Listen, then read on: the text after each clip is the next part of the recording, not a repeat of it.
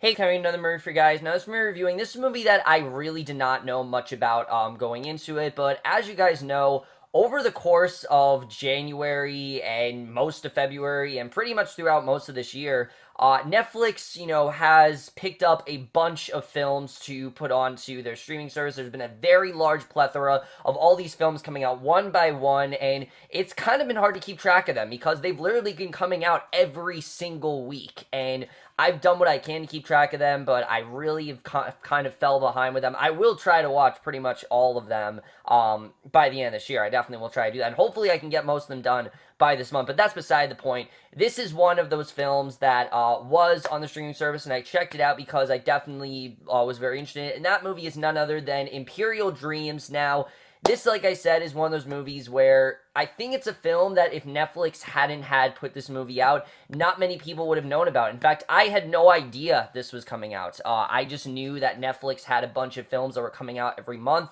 and this happened to be one of them, and I'm very happy that I actually did watch Imperial Dreams because out of all of the Netflix films, this I think by far is going to end up being the best one. I mean, at least so far. This film, I really did love Imperial Dreams overall. It tells a very, I think, current and relevant story that I was very happy to see portrayed in a very heartbreaking but very realistic way, and I really enjoyed overall. Let's get to the plot of Imperial Dreams, which the plot of this movie is quite sad, but it's not done in a completely depressing way. We focus on this man, Bambi, who pretty much through all his life, he's grown up in an environment that is filled with gangsters and violence and just not a great place. He's in Watch Los Angeles, and he's been in and out of prison all his life, and he's just recently returned home from prison for essentially his last time. He really doesn't want to go back there, and he wants to do every he can to take care of his son and basically try to adapt to a more quiet, more mundane type life because he's tired of living in this very violent atmosphere, and he really wants something, a change of scenery. But unfortunately, it's hard for him to acclimate, to the world that is so filled with violence and terror, and basically is forced to be pulled back in, and it's basically a struggle for him to connect with his son and find a way to steer him away from the gang violence. That basically is the plot of Imperial Dreams overall. But let's just get into this movie, starting off with the cast.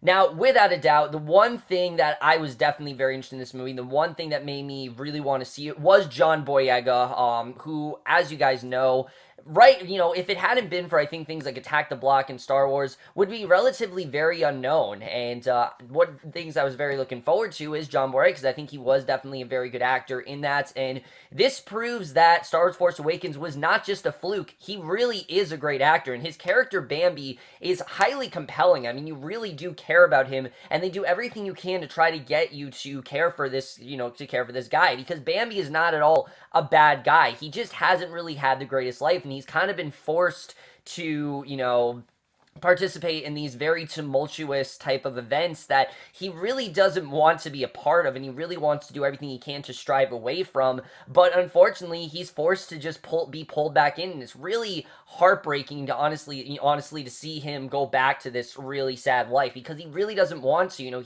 He means it when he says, "I'm done. I'm not that kind of person anymore." But it's hard for anyone to look at me. I mean, everyone is laughing at him and ridiculing him for this kind of thing, but he really wants to be normal. He wants to be a good person. He doesn't want to be someone who's constantly mixed up with the law, because he wants to provide a good life for his son, and you really do care about him in that sense. And I thought overall he did a really great job. I really did love what John Boyega did in this movie. Again, it really does show that what we saw in Star Wars was not all a fluke. He really is a fantastic actor, and I can't wait to see what else he ends up doing. He's got another Netflix movie coming out this month that I'm definitely really looking forward to, and I really hope that one is just as great, because he really was great here, and I really am looking forward to seeing what else John Boyega does in the future, because he really was fantastic in this role, and you can really tell these are the kind of roles that not only I think that he really gets into, but he probably can relate to as well, because I don't know the type of environment that John Boyega grew up in, but definitely seems like something that is very relevant for the time we live in.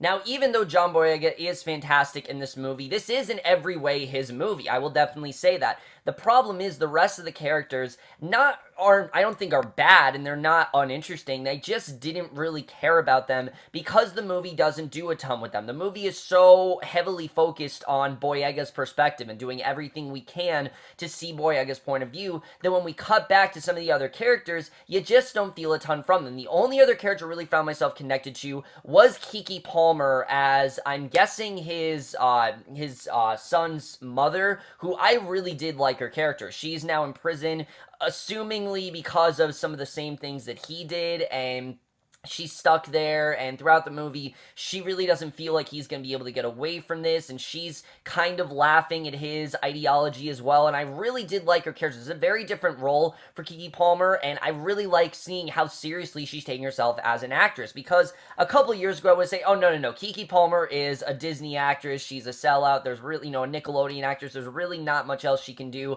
But she really is doing a tremendous job with really putting herself out there and really trying to give herself better roles, and she did a really great job in this movie. I really did like her character. I liked the bonding between her and Bambi. I thought overall their whole thing was very interesting. It wasn't really bonding though, and more in the sense of, these two want to do what they can to raise this son together. I liked her character here. I thought she did a very good job. The rest of the cast here I don't think was bad. I just didn't feel like their characters were nearly as developed as Keke Palmer was, and as good as Keke Palmer is, she's only in about 2 or 3 scenes in this movie, and I really did want to see more of her. I liked where they went with her character. I liked how she felt that she at points was better to take care of his son, and I just wish they could have done a little bit more with her, because I think she could have been a even more interesting character than she already was. Not that she wasn't bad, I just feel like they could have done a lot more with her, and they really did miss a couple opportunities when it came to her character. But in terms of directing here, the directing here I think is really great. The director here is Malik Vitthal, and I don't know if he's done anything else before, but he did a really great job directing this movie. What I really loved about his tone here is how really realistic it feels. I mean, this movie does not at all feel Hollywoodized at all. It feels very, very real. I've heard people compare it to Boys in the Hood, and yeah, I definitely would say that. I don't think this movie has the amount of character that this movie does, but I do think he did a very good job with just directing how bad LA really is and how crime-ridden and things like that it really is, because it's not really a great place to be. I mean, constantly there's break-ins, and there's shootings, there's even, rapes, there's all kinds of things going on. He did such a great job with directing it, showing that this is the life they have to be in, and he really did a great job of that. But what I also loved about his tone, it's a very hopeful film. You're really hoping for Bambi. You're really wanting him to be able to raise his son and get away from this life. Even if it's an impossible task, you're doing what, you're really on the edge of your seat, doing whatever you can. He's really doing whatever he can to provide the best life for his son possible, and I really did love seeing that. I mean, there's some really great scenes with that here, and to add on to that, the screenplay in this movie is extremely well crafted. I really did love the writing to this film. If the writing wasn't as good, I don't think the movie would have nearly been as good. As good as John Boyega is, the writing really is the thing that makes this movie so great.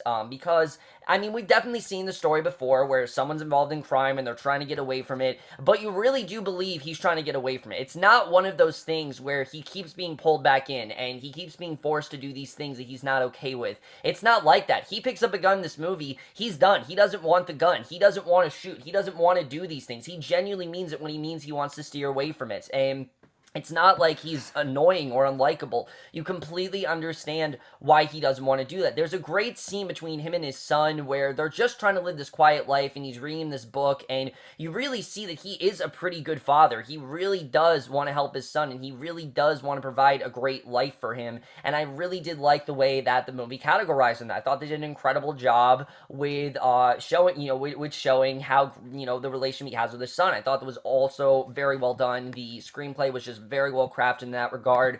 And I think the different characters that we met here, like I said, even though I didn't care about them because they were your typical gangsters, were still very realistically portrayed. I mean, if we thought of, when you think of gangsters in LA and the sort of stuff they're doing, this is exactly what you think of. This is exactly the way they're talking. I mean, John Boyega doesn't even really talk like them anymore. He's such an outsider in this world, and I loved seeing that. I loved how he stuck out like everyone else. He's supposed to stick out. He's supposed to feel different, and I really did love the way that was done. The The way the movie would contrast the way that John Boyega speaks to his son and the way that they speak is very well done. There's a great scene where he's at this party and they start getting quite vile and just really, really vulgar. And John Boyega actually tells him to stop because he doesn't like the way they talk and he doesn't want to be a part of that life anymore. And I thought it was very interesting the way the movie contrasted that. And I thought it was definitely very well handled. Also, the cinematography in this movie is gorgeous. I mean, it's a very good-looking movie. And you really do feel like you're in LA. I don't know if they actually filmed in LA, but they did a very good job with portraying LA and how crime-ridden and really just how grimy of a city it really is. It's not a good place to be. I mean, LA, you think of it as, this great city, but it's really not that great, and the movie does do a great job with really demonizing LA, but not trying to demonize it in a way that's unrealistic or silly. They do it in a way that feels real, that, hey, LA is a good place, but there are some areas in LA that are not great to be in, and this is definitely one of them, and they did a very good job with that. I thought the score was also really great, and the editing to the movie, I definitely really did like the editing as well. The movie is only about 86 minutes, and it really flew by. I was into it almost the whole time. Thought they did a very good job with that. My only complaint with the movie is that I did feel as good as Bambi was as a character, he doesn't really go through that much of an arc in this movie. He starts the movie in the same place that he ends it, and I think it's well done, the way they definitely did do the arc for him in this movie, but the way that it starts off, he's trying to get away, and towards the end of the movie, he's still trying to get away, though I do feel the ending is fantastic. I really did love the ending. I thought it was a very well done ending. It might be my favorite ending I've seen so far this year, because there haven't been many movies I've seen so far this year, obviously, but I really did love the way the ending was. It was very hard. It was very hard-hitting. It was very realistic, and it was very, very real. Like, it was very raw, too. Like, this is definitely the way that situation would go, and I really did like the way that was done here. But overall, guys, I really did enjoy Imperial Dreams as a whole. I think it's a very well done film. It's not the easiest film to get through, I definitely will say that. There are definitely some scenes that are hard to watch. It's not like a movie that's extremely hard to watch, but it is a film that, be prepared. You might shed a few tears. If you're someone who's, easily sensitive, then you probably will shed a few tears, and you'll definitely get wrapped up in the story. But it's a very compelling story that I feel definitely does need to be told today. I think it's a movie that a lot of people definitely do need to see, especially for people who live in LA or who have been in gangs before or people who have just grown up in harsh environments. This is definitely the kind of movie that you need to watch, and I definitely really enjoyed Imperial Dreams, and I am definitely going to give it a 4 out of 5 or a B+. But over, guys, Mary of Imperial Dreams. Let me know what you guys thought of this movie overall. Left your thoughts on it. Please check out this movie if you haven't. I know it's a Netflix movie and that it's very unknown, but what I love about Netflix, like I said, is that they're putting out these very smaller films and putting on a very large platform that a lot of people view constantly every day, and people get to see them at any point. And if you do pass this movie, don't just bypass it. Don't bypass it. Actually look at it. Think of what it is. Definitely watch it because it definitely is worth watching. But that's my review. Hope you guys enjoyed. Let me know what you guys thought of this movie overall. Loved your thoughts on it. We'll see you guys in my next video. By the way, guys, if you guys are looking for my Taboo review, there's not going to be one. I've decided that because that show is so slow and I'm really not that into it, I'm probably just going to review the season when it's over. Once the season ends, then I will review, well, not the season, but the miniseries as a whole. Then I will review the last 5 episodes of Taboo. So if you guys are looking forward to that, I will do that, and I will see you guys for that. My next video will be for either 24 Legacy or Victoria. I'm not quite sure which one, but I will see you guys for that. Okay, bye.